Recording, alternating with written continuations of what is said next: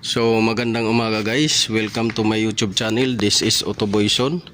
So maisi-share lang ako sa inyo guys nito, Kia Optima to guys. Itong unit na to, Kia Optima. So magsi-share lang ako sa inyo tungkol dito sa Kia Optima na to. So bago ako mag-share, papakita ko sa inyo, ito yung gearbox ng Kia Optima. Yan, gearbox yan. Yan, ikutan lang natin. So yung ginawa nating isa na yun, no, Hyundai Sonata, nandun din yung gearbox. Yan, magkatabi to sila guys, puro makina. Yan, katabi. So nandito yung makina guys. Ito yung makina, ikutan natin. Yan, makina ng Kia Optima. Binaba na guys. So bago tayo mag-share nito, papakita ko sa inyo yung unit. Ito yung unit. Buksan natin. So yan, wala nang makina. Makikita ninyo, walang makina. Tsaka katulad to nung Hyundai Sonata, magkatabi lang sila. So ano ba yung issue nito guys? Bakit makina uli yung papalitan natin dito? So magbibigay ako ng issue. Yung kung sa doong guys sa Hyundai Sonata ay kinulang ng langis at saka coolant dahil sa may leaking ng langis at saka coolant na hindi pinapansin ng may-ari. So ito naman guys, kaya napunta rin to sa makina baba. Ang naman nito guys, walang leaking ng langis. Walang leaking ng langis, tapos wala rin leaking ng coolant. Ang problema lang nito guys, kung bakit makina ang is lalo na siguro kung nagpapa-change oil kayo at saka pa-change oil kayo sa labas, tapos hindi niyo dinouble check. Alam mo naman sa labas, lalo na yung mga madali na trabaho na binasta-basta lang. Ito siya, kulang ng 1 litro na langis. Kulang ng 1 litro ng langis, tapos yung tubig kulang din. So hindi naman siya nag-overheat, pero yung niya is mapupudpud kasi guys yung mga bearing nito pagkakulang sa langis, dahil hindi niya ma-circulate lahat ng mga portion ng bearing or yung mga water oil jacket niya tsaka water jacket niya na dadaanan, kinukulang. So dahil kulang, hindi rin nag-check engine siya guys, hanggang sa tumigas guys, kagaya ng Hyundai.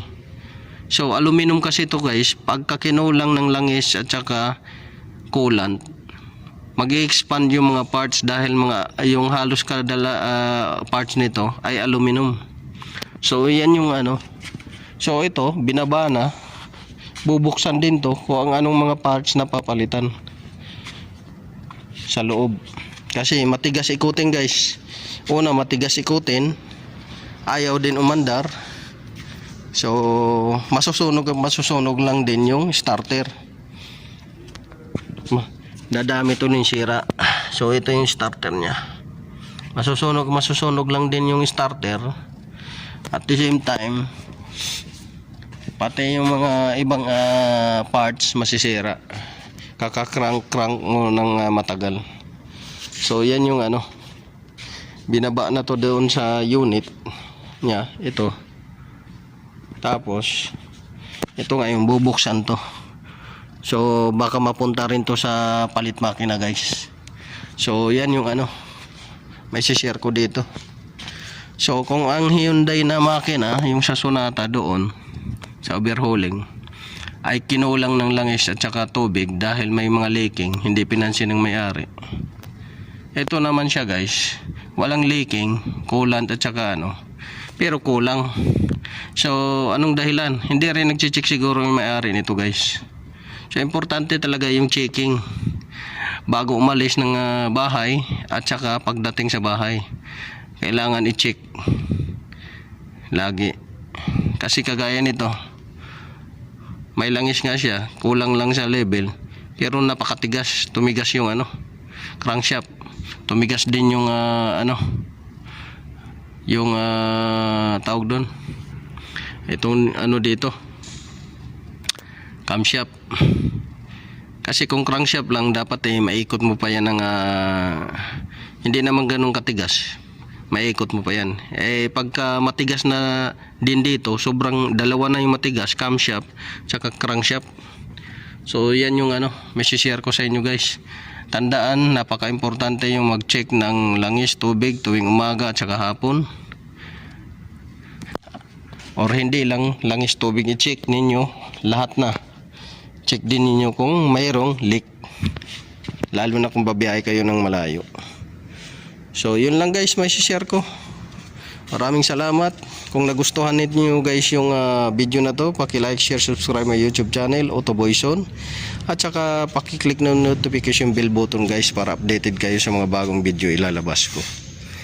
At saka paki-bisita na rin guys ng Ubic Works TV FB page ko guys. So magandang umaga.